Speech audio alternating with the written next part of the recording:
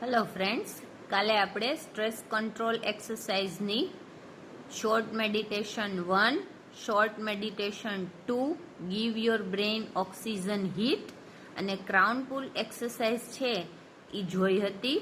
Crown પુલ એક્સરસાઇઝમાં કેવી રીતે exercise કરવી એ હવે આપણે જોઈએ છીએ. કાલે આપણે ક્રાઉન પુલ એક્સરસાઇઝ છે, આપણે જ્યારે શ્વાસ નથી લેતા ત્યારે જે અંદર ફેરફાર થાય છે શ્વાસ લેવાથી, એટલે કે સેરેબ્રોસ્પાઇનલ ફ્લુઇડ છે એ છૂટું પડે છે. જ્યારે આપણે શ્વાસ નથી લેતા ત્યારે એ છૂટું પડતું નથી. એટલે કેવી રીતે આપણે આ એક્સરસાઇઝ કરવી જોઈએ કે જેથી આપણા મગજમાં જે પ્રકારનો ઓક્સિજન મળવો જોઈએ, જે પ્રકારના નર્વ સિસ્ટમ છે એમાં પ્રેશર આવવું જોઈએ એ આવે, એના માટેની એક્સરસાઇઝ છે એ આપણે જોઈશું. First, place both your hands with your fingers like comb on top of your head. Place એટલે મૂકો, બોથ ઓફ યોર હેન્ડ્સ તમારા બંને હાથ, વિથ યોર ફિંગર્સ તમારી આંગળીઓ છે એ કેવી રાખવાની છે, લાઈક કોમ. કોમ એટલે દાંતિયા જેવી છૂટી છૂટી રાખવાની છે. એટલે કે હાથમાં એવી રીતે હાથ રાખો તમારા માથા ઉપર કે તમારી આંગળીઓ છે એ જાણે કે દાંતિયાનું કામ કરતી હોય એવી રીતે રહે, કે જેથી એ કેવા શેપમાં રહે, so that little fingers are touching your hairline at the front. એવી રીતે રાખો કે જેથી તમારી ટચલી આંગળી છે, લિટલ ફિંગર્સ એટલે બંને હાથની ટચલી આંગળી છે એ ક્યાં ટચ થતી હોય, અડતી હોય, તો કે તમારી હેરલાઇન એટ ધ ફ્રન્ટ. તમે કપાળ જ્યાંથી શરૂ થાય છે ત્યાં તમારી ટચલી આંગળી છે એ આવી જોઈએ. Second, firmly press down on to your scalp and pull your fingers away from the mid line, combing outwards with each hand. શું કરવાનું છે? Firmly press down on to your scalp. તમારે જે સ્કાલ્પ એટલે કે તમારું જે તાળવું છે, માથું છે, એના ઉપર તમારે ફર્મલી એટલે દ્રઢતાથી આંગળીને છે ને પ્રેસ કરવાની છે, દબાવવાની છે. And pull your fingers away from the mid line. Mid line એટલે સેથો, પાથી આપણે જ્યાંથી પાડીએ ત્યાંથી તમારે એ આંગળીને પુલ કરવાની છે, ખેંચવાની છે. Combing towards with each hand. જાણે કે તમે દાંતીઓ ફેરવતા હોય, પણ એ દાંતીઓ છે એ એકચ્યુઅલ દાંતીઓ નથી ફેરવવાનો, આંગળીથી તમારા પોઈન્ટ છે મગજના એ દબાવતા દબાવતા તમારે એ કાર્ય કરવાનું છે. Now place your hands in the same way higher up on to the mid line of the head and repeat the procedure. હવે તમે તમારા હેન્ડ્સને સેમ વે એ જ રીતે થોડાક હાયર અપ જવા દો. હાયર અપ એટલે પાછળની બાજુ જવા દો, કે જ્યાં નાનું મગજ છે ત્યાં જવા દો અને આ જ પ્રોસિજરને રિપીટ કરો. Now place hands even further back on to your head towards the crown and repeat the procedure. હવે સાવ નીચે જ્યાં આપણું નાનું મગજ અને કરોડરજ્જુ છે એ ભેગા થાય છે, ગરદનથી થોડાક ઉપર, ત્યાં સુધી તમારો હાથ જવા દો.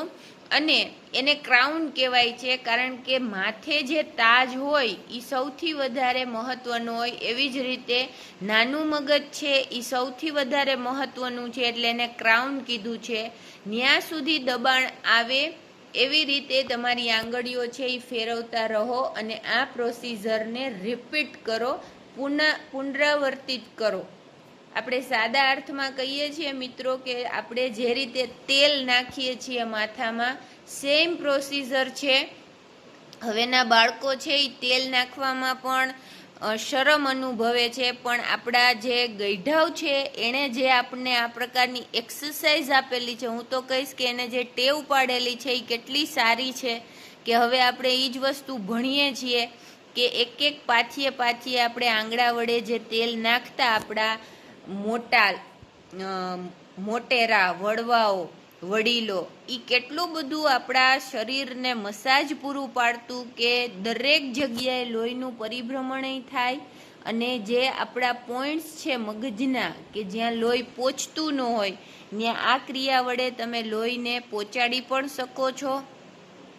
એના પછીની છેલ્લી એક્સરસાઇઝ તો ન કહેવાય પણ મેન્ટલ ક્વિક ફિક્સીસ છે કે જ્યારે તમે ઉદાસ થઈ ગયા હો અથવા તો હતાશ થઈ ગયા હો અને ઝડપથી તમારે મૂડમાં આવવું હોય, તમારે તાજગી અનુભવી હોય તો નીચે મુજબની ઝડપથી એવી પ્રક્રિયાઓ કરી શકો છો. એટલા માટે મેન્ટલ ક્વિક ફિક્સીસ આપેલું છે. ક્વિક ફિક્સીસ એટલે ઝડપથી સુધારો થઈ શકે એવી માનસિક ક્રિયાઓ.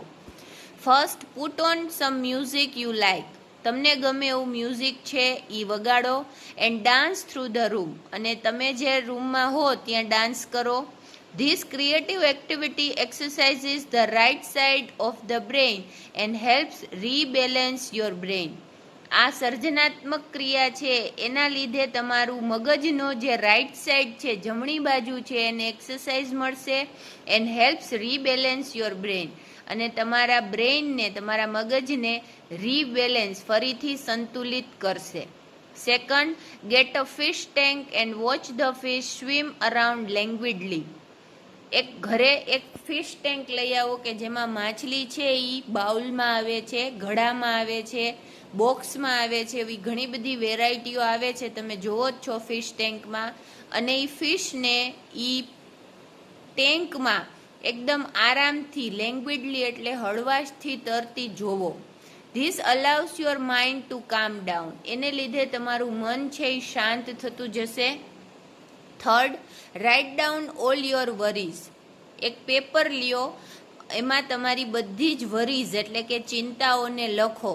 Putting them on a piece of paper gets them out of your head.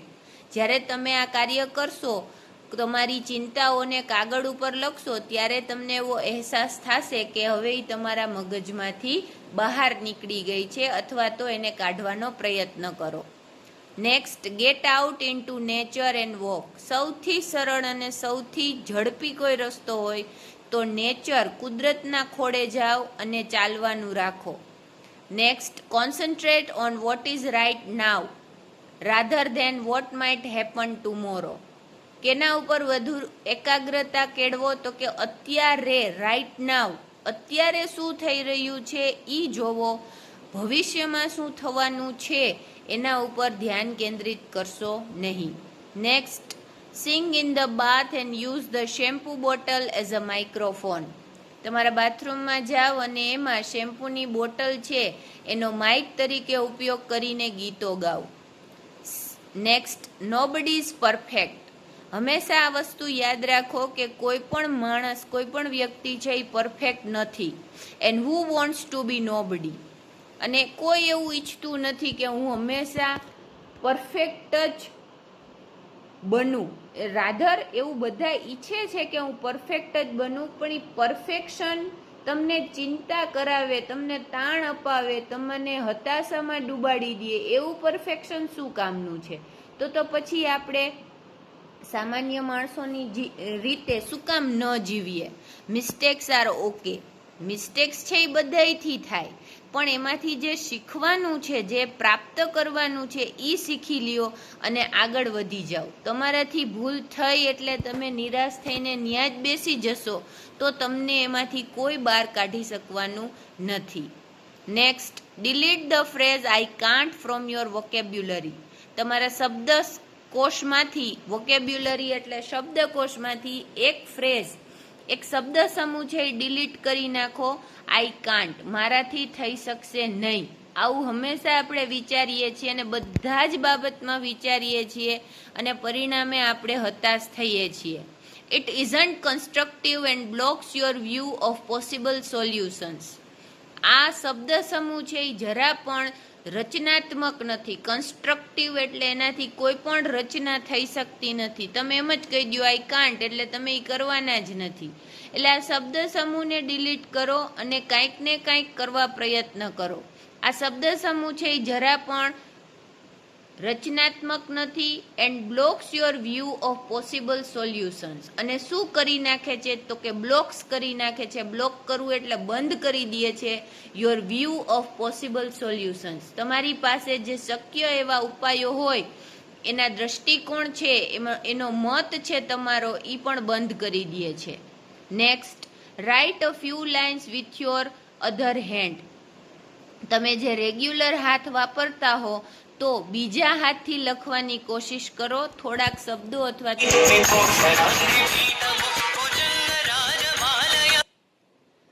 This rebalances the two hemispheres of the brain. This rebalances. આને લીધે રીબેલેન્સ થશે, ફરીથી સંતુલન સ્થપાશે. શેમાં? તો કે ટુ હેમિસ્ફિયર્સ ઓફ ધ બ્રેઇન. તમારા મગજના જે બંને ગોળાર્ધો છે, તમારા મગજના જે બે ભાગ આવેલા છે, એ બંનેમાં ફરીથી સંતુલન સ્થપાશે. અને સૌથી વધારે ને સૌથી વિશેષ જે છેલ્લું આપેલું છે એ છે મિત્રો એક્સપેક્ટ ટુ બી લકી. હંમેશા એવી જ એક્સપેક્ટ કરો, આશા રાખો કે તમે ખૂબ જ લકી છો, તમે ખૂબ જ, અધરવાઇઝ તમે આટલા બધા સારી રીતે કોઈ દિવસ ભણી શકતા ન હો. અહીંયા આપણે યુનિટ નંબર 3 રીડ 2 છે એ કમ્પ્લીટ કરીએ છીએ. હવે આપણે યુનિટ નંબર 4 છે એ શરૂ કરીશું.